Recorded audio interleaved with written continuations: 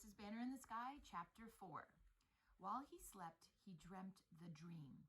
The setting was the same as always, a thin ridge of rock, a dome of snow, and beyond the dome, the blue and gleaming emptiness of the sky.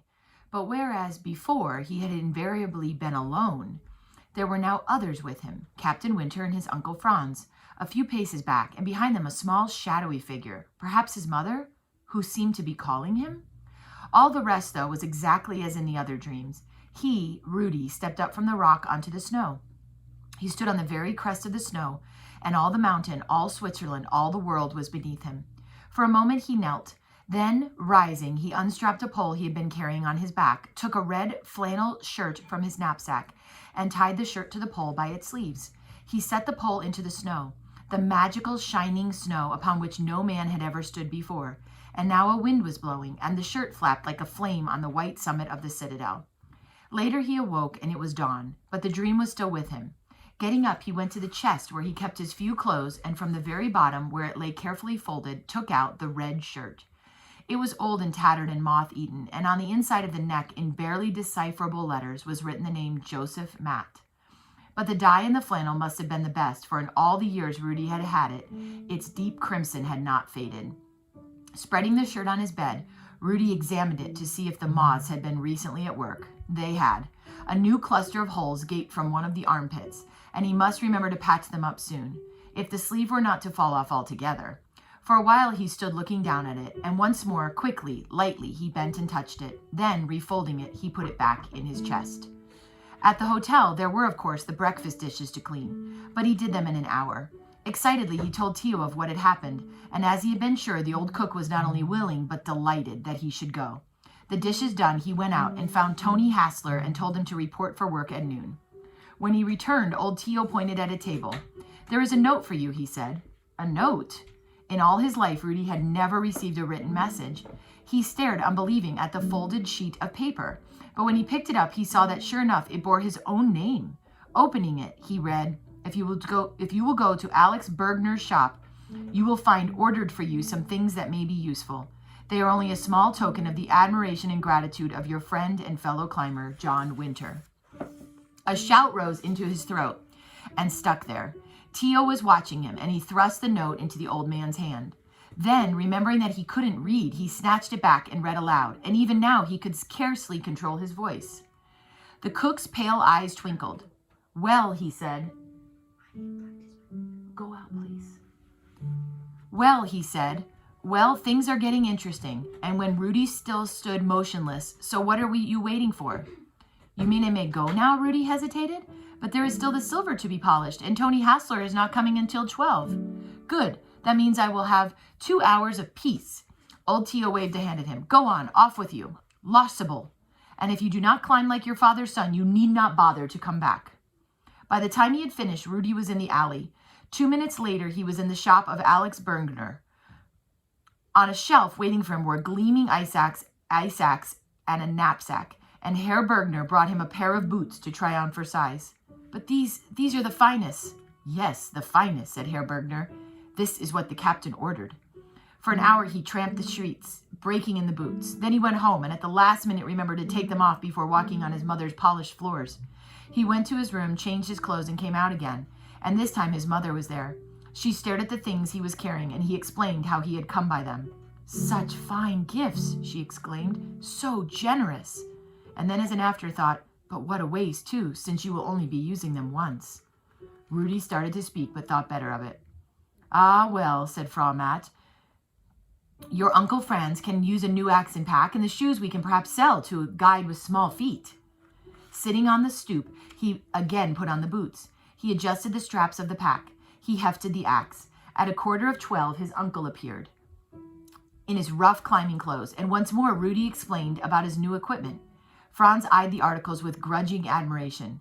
"Why is it that for 20 years I have been climbing on glaciers," he muttered, "and for me there has never been a rich Englishman waiting in a crevice?"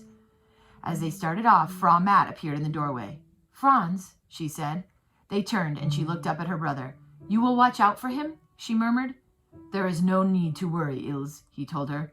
"The Wunderhorn, it is nothing." She looked at Rudy. "And you, my boy, you will always do as your uncle says?" "Yes, mother." To his relief, she did not cry or cling to him. She did not even kiss him. She simply looked at him for another moment and then went quickly back into the house, while Rudy stared after her in surprise. What he did not know was on another day, 15 summers past, she had stood at that same door with his father, crying and kissing and clinging to him as he set out to climb the citadel. And that was a thing she could never do again as long as she lived. Captain Winter was waiting for them on the porch of the hotel. Fumblingly, Rudy tried to express his gratitude, but the Englishman merely waved a hand, and they set about sorting the gear. Soon everything was in its proper place: food, utensils, blankets, extra clothing, and 100 feet of stout hempen rope. Then they shouldered their packs. "All right, son?" asked Winter, smiling. "Yes, sir." "Pack not too heavy?" "Oh, no, sir." The hotel fronted on the main square of the town, and as they walked across it, Rudy's head was high and his step was proud. He knew almost everyone they passed, of course, and many greeted him, and then turned and stared.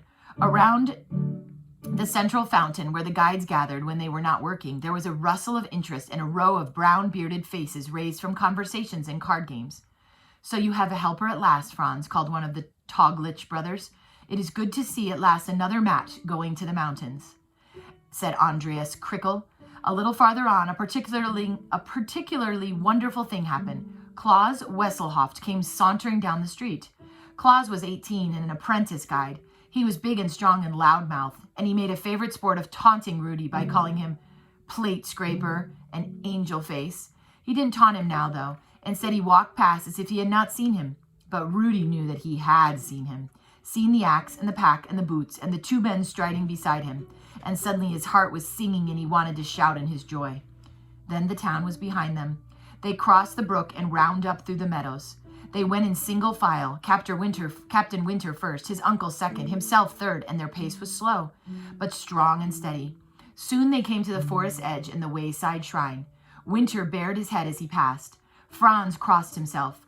More than any time before, Rudy wanted to kneel and pray, but with the two men there ahead of him, he could not bring himself to do it, and instead merely crossed himself too and said his prayer under his breath.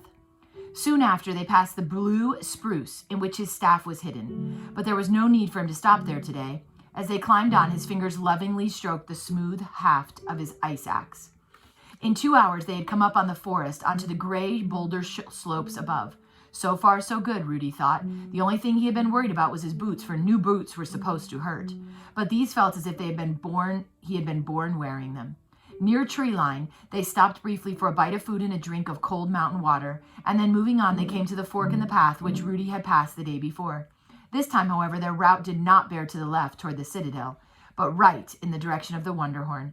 They trudged up steep mounds of gravel, crossed a moraine and a small glacier, wound through a maze of tumble rocks on the far side. And here Rudy had his first difficulties, for it had grown warmer, much warmer. In the forest, they had been protected from the sun, but now it beat down on them, unobstructed, and soon Rudy's body was bathed in sweat. His pack seemed to grow heavier. Now and then he stumbled. With every step, he was learning that it was one thing to roam the mountains free and unencumbered, and quite another to be a porter carrying a 30-pound load. But he would have bitten his tongue off before he complained, crawled on his hands and knees before falling behind. He sweated and he strained and he kept going, and after another hour, they came out onto a level stretch near the base of the Wunderhorn, and there before him was the small mountain lake called the Blaus, and on its far side, the overnight hut. By the standards of a later time, it was perhaps not much of a place. In years to come, many alpine cabins would be almost like small hotels, complete with cots or bunks, piped in water, a cook and helpers, finally even telephones.